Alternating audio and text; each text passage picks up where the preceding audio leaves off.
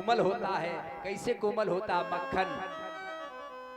आज हमारे यहाँ भी मक्खन निकाला गया था, लेकिन धूप वाली उसमें आंच नहीं लगी थी, इंडक्शन वाली आंच लगी थी। हमने देखा ये पिघल रहा है। शायद संत भी दूसरे के दुख देखकर ऐसे पिघलता हो,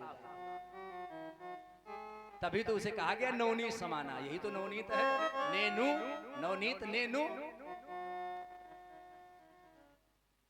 इन्होंने सोचा ऐसी तपस्या से क्या लाभ अगर हम किसी का जीवन न बचा सके।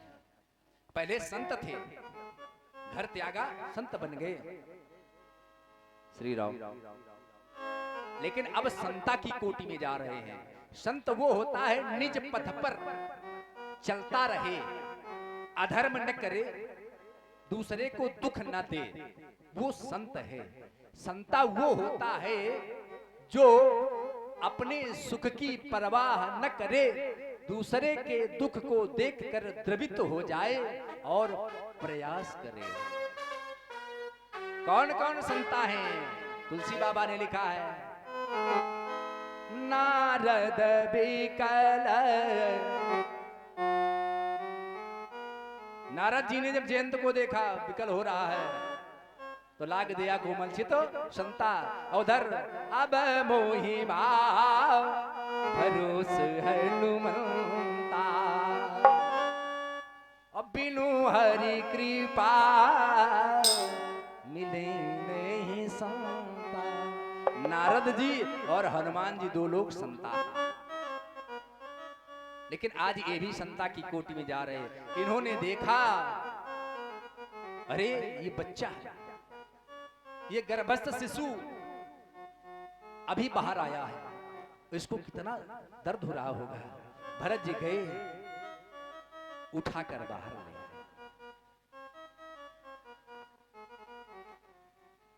एक ने भाव दिया, कहा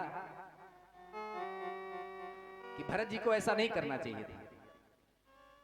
जब माया से दूरी बना रहे थे तो दूर ही बने रहते। और ये माया महा ठगिनी में जानी तो ठगनी है, ठग लेती है, ऐसा नहीं करना चाहिए था। तो दूसरे विद्वान ने कहा हम आपको एक कथानक सुनाते हैं। एक संत जी थे और संत जी स्नान करने के लिए नदी में गए। स्नान कर रहे थे, स्नान करते हुए देखा कि एक बिच्छू बहता हुआ जा रहा है। तो संत जी का भाव आया कि पहले है हमें इसके प्राण बचाने चाहिए। संत जी ने लगाया हाथ और बिच्छू को हाथ पर ले लिया। किनारे आ रहे थे तो संत ने जब अपना काम किया, जब वहां अपना अपना हो रहा है तो बिच्छू ने भी अपना काम कर दिया। बिच्छू का काम क्या है? हाँ, ढंक मार देना।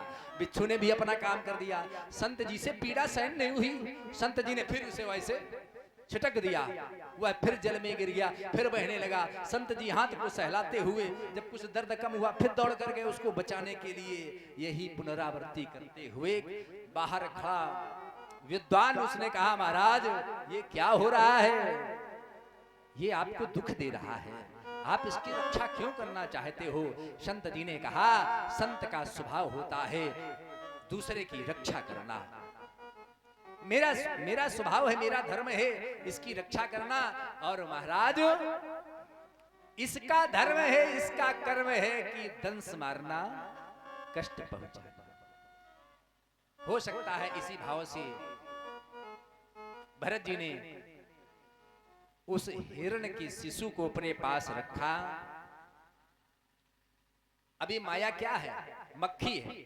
जैसे मक्खी शहद, माया है शहद, जीव है मक्खी। जैसे माया से जीव बाहर निकलना चाहता है, जैसे मधुमक्खी है, ये घरवाली अपनी मक्खी, घरवाली मक्खी शहद में अगर गिर जाए और वो फिर जितना निकलने का प्रयास करे उतना ही वो अंदर जाती है, ना कि वो बाहर आती है। समय आता है वो मक्खी उस माया रूपी शहद में मर जाती है। इसी प्रकार जीव है जो निकलना चाहता है वो जल्दी जल्दी निकल नहीं पाता। जब भरत जी नहीं निकल पाए और उस बच्चे को ले आए अपने आश्रम पर, उसका नाम रखा ऋषि कुमार। अब भरत जी जब संध्योपासन करने के लिए बैठते हैं तो ऋषि कुमार को इतना प्रेम हो गया भरत जी से क्यों? हित या अनहित पशु पक्षी जाना। वो जानता है कि जान मेरी यहां से बची। ये क्या है? लेकिन महाराज ये सब है कलयुग की महिमा। जो देख रहे हो इसको क्या कहते हैं? यहाँ हम यहां से नहीं कह सकते हैं। स्वान, ये कलयुग की महिमा है। कलयुग में क्या हो रहा है एक लाइन में बताते चले। कलयुग शब्द नाम याद आ गया तो थोड़ा बता देते हैं। अरे कलयुग ये कैसी उल्टी गंगा बहा रहा है। कलयुग ये कैसी उल्टी गंगा बहा रहा है। माता पिता के सरवन ठोकर लगा रहा है। माता पिता के सरवन ठोकर लगा रहा है।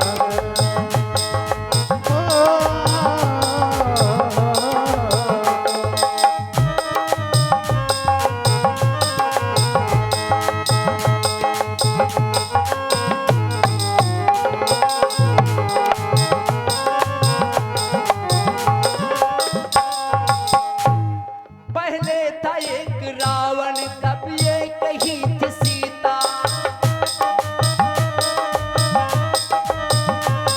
पहले था एक रावण तब ये कही थी सीता। संदीप भैया आपकी बात बता दे कि छोड़ दे? बता दे। गली गली में रावण सीता चुरा रहा है। सीता के सरवन ठोकर लगा रहा है।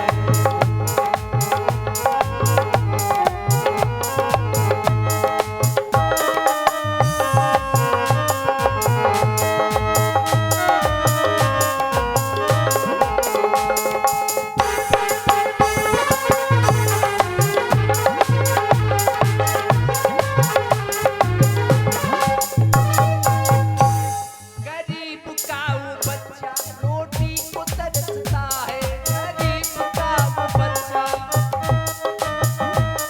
गरीब का वो बच्चा रोटी को तरसता है। सेठ जी का कुत्ता, देखो सेठ जी का कुत्ता बिस्किट चबा रहा है। माता पिता के सरवन ठोकर लगा रहा है। कलयुग ये कैसी उल्टी गंगा बहा रहा है। माता पिता के सरवन ठोकर लगा रहा है। कलयुग ये कैसे उल्टी गंगा बहा रहा है। माता पिता के सरवन ठोकर लगा रहा है। माता पिता के सरवन ठोकर लगा रहा है। माता पिता के सरवन ठोकर लगा रहा है। ये गीत तो बहुत बड़ा है। आज का अर्जुन रिक्शा चला रहा है, कलयुग का भाई राखी बंधा रहा है। लेकिन वो याद आ गया प्रसंग इसलिए बता दिया, समय अभाव है। तो भरत जी भी उस ऋषि कुमार से स्नेह कर बैठे। जब ऋषि कुमार आता था दो पैर रखकर कंधे पर, वो तपस्या भंग हो जाया करती थी। धीरे धीरे स्नेह हो गया। एक दिन समय आया, कहीं से मृग का दल आ गया। मृग का दल आ गया। उन्होंने कहा देखो भैया अपने वंश वाला ये कितना पागल है, ये किसी मनुष्य के पास रुका हुआ। अरे इसको नहीं मालूम है ये मनुष्य स्वार्थी होते हैं। ये समय आने पर एक दिन इसे मार देंगे और इसकी चर्म, चर्म माने खाल, इसको निकाल लेंगे। अभी देखो शुरुआत किए हैं और फिर उसी पे बैठ के तपस्या करेंगे। इशारे से बुलाया तो पशु, पशु की तो भाषा जानता। पशु जब ये हमारी आपकी भाषा समझ जाते हैं तो स्वयं वो अपनी आपस में क्यों नहीं समझ पाएंगे? वो हिरण समझ गए, बात सही कह रहे हैं। वो ऋषि कुमार जो हिरण का बच्चा था